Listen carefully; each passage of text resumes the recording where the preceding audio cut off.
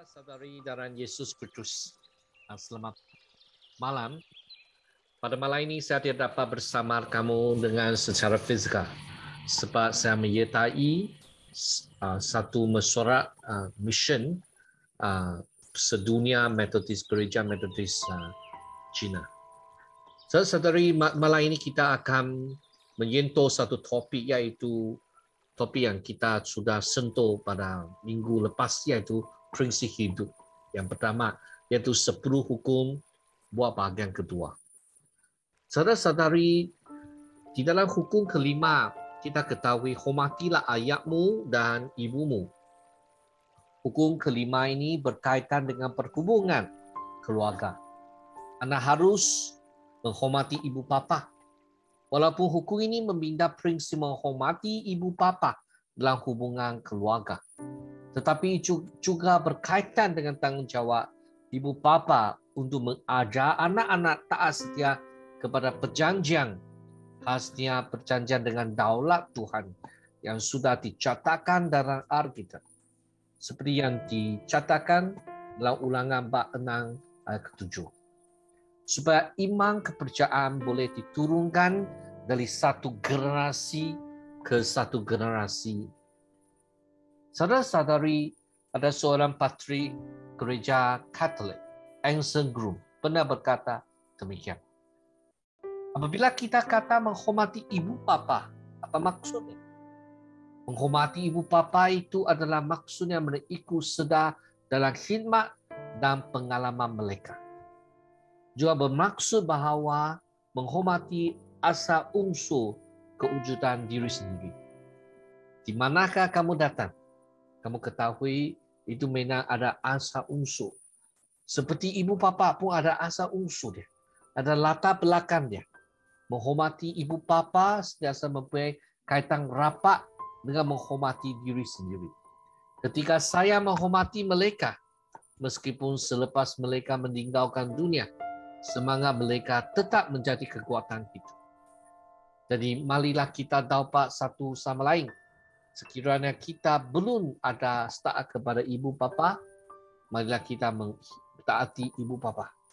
Sebab ini akan membantu kita menghormati mereka, membantu kita ada semangat mereka dalam hidup kita, akan menguatkan kehidupan kita. Saudara-saudari, selain daripada hukum kelima, mari kita lihat hukum keenam. Ini adalah untuk melarang manusia membunuh manusia. Tapi perkataan membunuh ini bukan hanya dari segi perkataan saja, tetapi itu juga mengantungi satu konotasi niat untuk membunuh. Sekiranya kamu sudah marah akan seseorang sampai satu tahap, kamu tidak boleh memaafkan dia. Itu dimaksudkan sesama dengan membunuh dari segi buku Injil. Buku ini adalah untuk menjamin setiap umat perjanjian. Bila kita kata umat perjanjian itu maksudnya sudah kita bertekad untuk mengasihi Tuhan. Kita sudah bertekad untuk menurut firman Tuhan. Apabila kita dapat perjalanan Kristus, kita sudah bertekad untuk ikut ajaran Kristus. Dan seperti kata dalam Alkitab, marilah saudara-saudari dalam Yesus Kristus, kita mau menjamin perjanjian dengan Tuhan. Kita mau Tuhan menjadi Allah kita. Kita mau menjadi umat Tuhan yang sentiasa menurut firman Tuhan. Maka kita perlu ada satu hukum, yaitu hukum ini ada 10 hukum. Dalam hukum keenam, kita menjanji kita mau menjamin hak orang lain, yaitu hak untuk hidup. Dan kita tidak hak untuk menghabiskan jiwa kita, hayat kita. Hanya Tuhan yang menentukan bila kita dilahirkan, bila kita akan menghabiskan hidup dalam kita. Dalam masyarakat sekarang, boleh dikatakan semua undang-undang mempunyai syarat yang serupa, yaitu menjadikan undang-undang negara. Dan bukan hanya dalam hukum agama ada moral. Tuhan Yesus pula telah menunjukkan makna yang lebih dalam seperti saya cakap untuk hukum ini, iaitu kita pandangan yang tidak ada niat jahat kepada orang lain.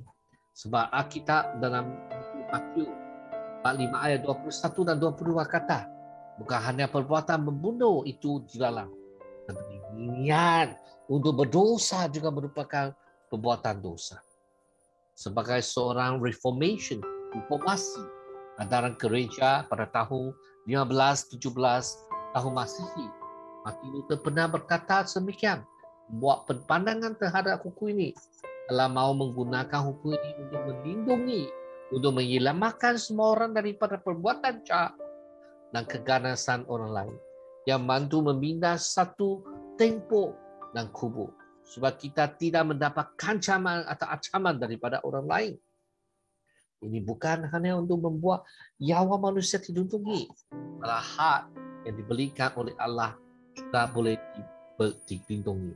Dan saudara-saudari, marilah dengan kasih Yesus itu. Alkitab kata kalau kita marah pun tidak mau melebihi macam satu hari. Saudara-saudari, dalam Yesus itu pun yang ketujuh melarangkan kita berzina. Dia kata jangan berzina. Berzina itu menunjukkan perbuatan yang tidak setia. Kita tidak setia kepada pasangan yang kita ada. Kita tidak setia kepada Tuhan. Sama ada seseorang atau dua orang yang terlibat dalam dosa berzina itu, yang menunjukkan ketidaksetiaan kepada temannya atau seluruh kelompok. Tetapi seperti hukum pertama, manusia sepenuh taat kepada Allah yang satu dalam perhubungan mereka. Begitu juga yang menuntut manusia taat setia kepada pasangan di dalam perkawinan. Dalam kelompok umat perjanjian, buku ke-8 membina satu prinsip berkaitan dengan harta benda. Tidak orang mempunyai hak milik sendiri di mana tidak boleh dilampas oleh sesiapa. Walaupun hukum ini berkaitan dengan harta benda, tetapi antara tumpuannya memberi hak kebebasan semua. Kamu kata kamu ada kebebasan saya merampas harta benda orang, tetapi kebebasan itu sudah merampas kebebasan orang. Tapi kalau kita menaati betul firman Tuhan, kita meneluri, kita menjaga kebebasan orang lain, kita menjaga kebebasan diri. Saudara-saudara, dalam hukum ke-9 yang mengucapkan saksi dusta tentang sesama semua, yaitu hukum ini adalah untuk melarang saksi palsu dalam mahkamah perbicaraan, dan dengan ini unjukkan prinsip terus mengajar orang tidak boleh berdusta dalam apapun keadaan, tidak memutar berikan kebenaran, ya cakap ya, tidak cakap tidak. Yesus kata-kata kalau kamu cakap lebih daripada itu daripada iblis, tidak mengupat atau memfitnah, tidak sewinang-winangnya ada menuduh menghakimi orang lain. Saudara-saudari, lita itu seperti api. Menyalahgunakan lita menimbarkan seseorang atau sekeluarga atau syarikat itu binasa. Alkitab berkata lita itu seperti api. Pada diri kita lita seperti dunia yang dikuasai kejahatan dan menyembarkan kejahatan ke seluruh diri sendiri. Lita menghapuskan seluruh hidup kita dengan api yang berasal dari neraka. Hukum ke-10, jangan ingin memiliki apapun yang dimiliki orang lain. Ke-9 hukum yang sebelum ini kebanyakan melarang orang untuk melakukan sesuatu. Kirana perbuatan dosa itu disasar oleh membuat aduan atau konstitusi undang-undang. Sebaliknya hukum 10 dalam melarang keinginan tertentu, ketamakan hati. Boleh dikatakan akal bagi semua kejahatan dan perbuatan dosa itu berdasar daripada hati dan keinginan diri. Oleh itu Allah melarang manusia menghasilkan niat atau idea untuk membuat dosa. Sekiranya keinginan dan ketamatan itu dihapuskan, maka manusia boleh dibimbing oleh Tuhan Allah.